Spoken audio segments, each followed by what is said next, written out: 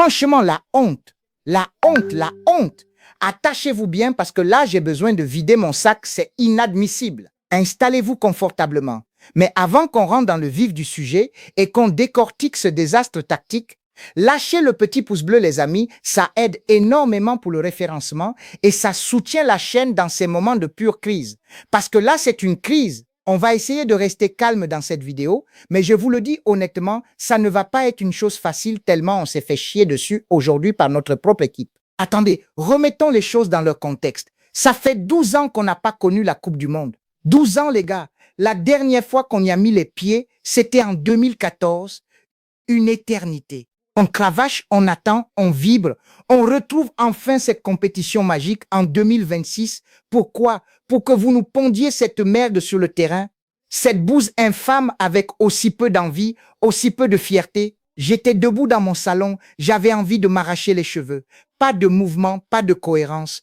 Aucune collectivité, zéro combinaison, pas de pressing, rien du tout, le néant absolu. Cette équipe n'avait strictement pas envie de jouer aujourd'hui. Et vous voulez que je vous dise le pire? Le seul point commun que ces joueurs avaient avec nous, les supporters, c'est qu'ils ont regardé le match comme nous. Ils ont été de simples spectateurs de ce qui a été fait par l'Argentine. Ils étaient là, immobiles, à admirer le spectacle. Pourtant, au coup d'envoi, on se disait tous que le professeur Petkovic avait enfin compris.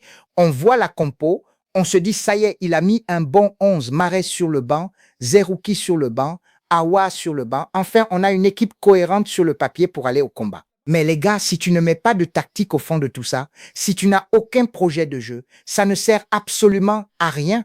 Si ton seul plan de génie, c'est de dire à tes joueurs de rester bêtement alignés en 4 mars-3, de ne surtout pas bouger, de rester seulement en place, sans jamais mettre la moindre intensité, mais c'est du suicide pur et simple. On s'est fait briser en 4K après 12 ans d'absence, c'est ça la réalité. Bon les gars, rentrons maintenant dans le vif du sujet tactique parce qu'il faut qu'on m'explique ce qui s'est passé dans la tête du coach pendant cette première mi-temps. On va analyser ça à tête reposée, même si j'ai le sang qui bouillonne encore. Visuellement, l'animation sur le terrain était une véritable énigme. Dès le début du match, on a eu une énorme alerte avec un but refusé pour un hors-jeu argentin et c'était déjà le résumé parfait de toutes nos lacunes. Sur cette action, le ballon est récupéré par l'Argentine sur une simple touche. Ça combine sur le côté droit. Bembani essaie de monter pour recoller au porteur. Et là, vous avez Bentaleb qui ne sert strictement à rien, qui monte sans aucune raison alors qu'il y a déjà 2 joueurs autour du ballon. Tu montes pour quoi faire, mon frère? À cause de cette montée inutile, notre latéral se retrouve complètement abandonné dans la tempête, obligé de gérer 2 joueurs à la fois. Derrière, la remise est instantanée, Bentaleb se retourne.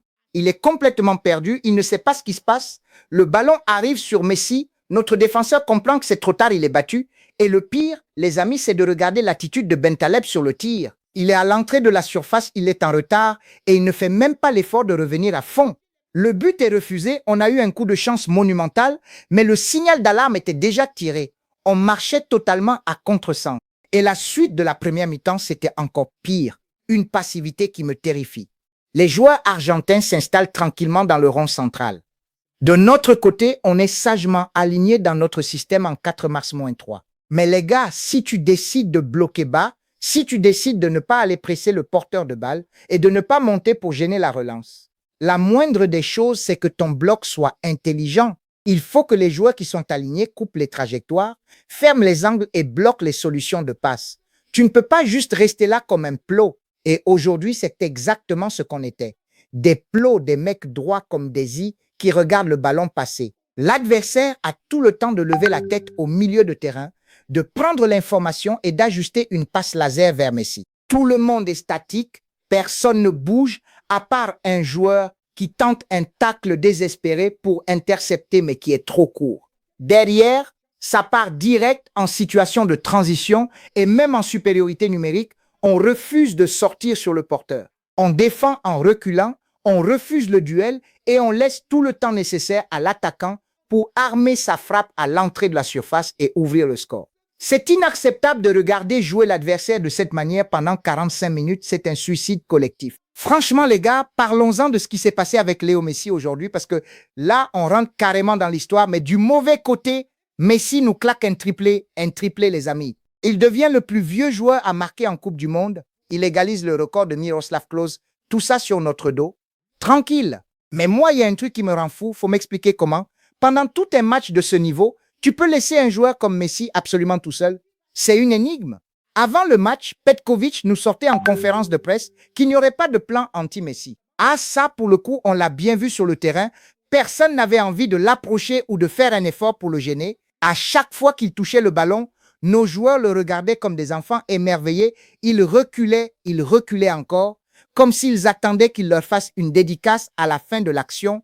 Mais où est votre fierté? Où est votre orgueil? À un moment donné, il faut lui rentrer dedans, lui mettre de l'intensité, lui imposer un défi physique. La seule fois où un joueur a osé faire un tacle pour le faire tomber, le mec s'est empressé de l'aider à se relever en s'excusant poliment. C'est incroyable, on s'est fait plier en deux en 4 cas devant le monde entier parce que personne n'a osé poser le pied sur lui.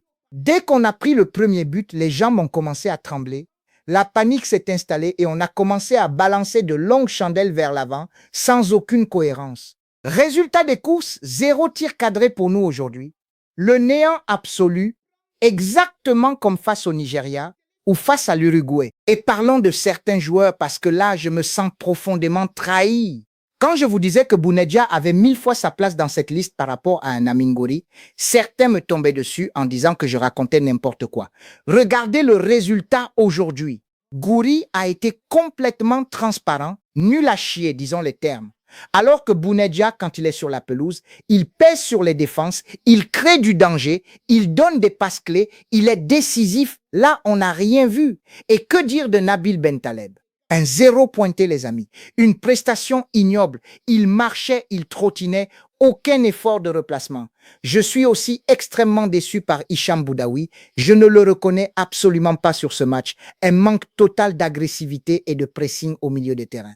Ne parlons même pas d'Aïssa Mandi qui a été d'une faiblesse effrayante ou de la charnière avec Ben Sebani qui ne fonctionne pas du tout. Les seuls qui ont porté leur couille aujourd'hui et qui ont essayé de sauver l'honneur, c'est Shaibi Ait Nouri et le jeune Maza. C'est tout. Ce sont les 3 seuls qui se sont donnés à fond et qui ont tenté des choses. Tout le reste de l'équipe a coulé à pic sans montrer la moindre envie de se battre pour ce maillot. Bon les gars, on passe à cette deuxième mi-temps et je vous jure que c'est là que le cauchemar s'est transformé en sketch absolu. On revient des vestiaires, tu mènes pas au score, tu te fais bouger tactiquement, tu ne proposes strictement rien. Et qu'est-ce que fait le coach? Rien, pas un seul changement à la mi-temps. C'est hallucinant. On est reparti avec la même passivité et la sentence n'a pas tardé à tomber avec ce deuxième but. C'est un corner, c'est repoussé de la tête par Ben Sebani et le ballon revient plein axe directement sur Alexis McAllister. Et là, les amis, c'est le remake de la première mi-temps.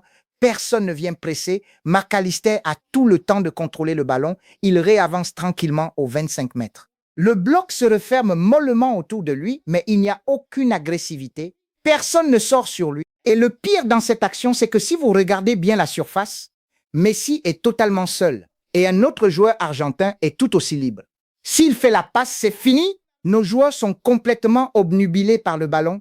Ils courent tous après sans regarder ce qui se passe dans leur dos.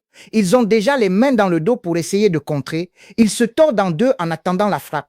McAllister allume et là, c'est le show Mandrea. Une parade bizarre, chaotique, dégueulasse. Il repousse le ballon plein axe, pile dans les pieds de Messi qui passait par là. Pendant que Messi court vers le but avec une dalle incroyable, notre défense marche. On marche les gars, on a les 2 mains sur les genoux. C'est un but casquette monumental. Mandrea nous fait une prestation catastrophique. Il nous a bien douillés. Et derrière le 3e but, c'est la cerise sur ce gâteau empoisonné. Une situation de 4 contre 4. Messi récupère le ballon devant le rond central comme d'habitude. Et quelle est notre réaction? Une défense en reculant, personne ne sort, personne ne vient l'agresser. Bentaleb vient faire semblant, il nous fait un vieux défi fantôme, comme si on était dans un jeu vidéo. Il reste à 3 mètres de lui. Messi écarte tranquillement de l'extérieur du pied gauche sur le côté. La passe latérale arrive à l'entrée de la surface et là, c'est terrifiant. Tout le monde a lâché Messi pour regarder le porteur de balle. Personne ne prend l'information, personne ne regarde derrière. Bentaleb revient en trottinant, en marchant. On abandonne totalement le meilleur joueur du monde dans l'axe. Messi est resservi, personne ne sort sur lui. Tout le monde est déjà en position de saut de samouraï, les mains dans le dos. Crochet, frappe, 3-0. rideau, bonne nuit. Mais on est où là? À un moment donné, respectez-vous, c'est une faille tactique immense. Comment tu peux jouer un bloc bas en restant en place défensivement sans jamais presser? Je n'ai jamais vu ça de ma vie. Une équipe qui attend gentiment de se faire punir sans jamais mettre un coup d'épaule. C'est une catastrophe absolue. Franchement, les gars, si le terrain a été un calvaire sans nom, attachez-vous bien parce que la fin de match et la conférence de presse, c'est le pompon sur la Garonne. Tu sors d'une humiliation pareille en Mondovision, tu te fais ouvrir en 4K par un Messi en roue libre, et là, tu t'attends à quoi? À de la lucidité, à de l'autocritique, à un minimum de remise en question? Eh bien, pas du tout. On a eu droit aux déclarations d'après-match d'Aïssa Mandi, et je ne vais pas vous mentir, c'était d'un vide intersidéral. Nul sur le terrain, nul en analyse, nul en tout, c'est aussi simple que ça. Le mec vient nous sortir avec un calme olympien qu'il faut continuer à les soutenir, que ce n'est que le début de la compétition, blablabla. Mais attendez, montrez-nous de l'envie sur la pelouse pour qu'on ait envie de vous soutenir, non? Tu ne montres rien, tu restes statique comme un plot, tu refuses le combat et après tu viens réclamer l'union sacrée. C'est le monde à l'envers.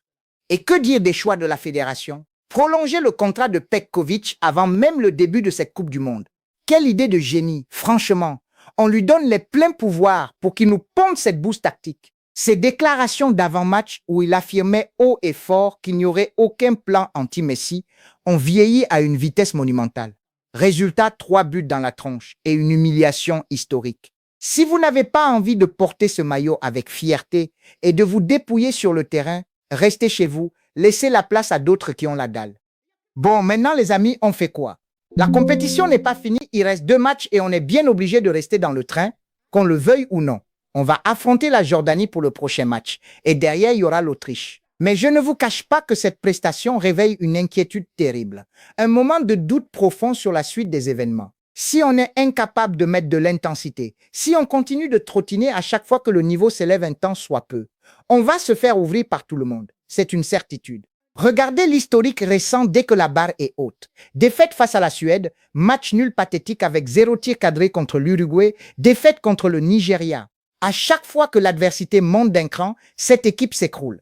Perdre contre les champions du monde en titre, ce n'est pas le problème. On l'accepte, mais capituler de cette manière, en marchant et en regardant l'adversaire jouer à la baballe, ça, jamais on ne l'acceptera. Il faut un électrochoc immédiat, que chacun se regarde dans une glace et respecte enfin le public. Dites-moi ce que vous en pensez en commentaire. Est-ce que vous y croyez encore pour la Jordanie? Lâchez votre avis, abonnez-vous pour ne rien rater des prochains débriefs et on se donne rendez-vous très vite. Yay!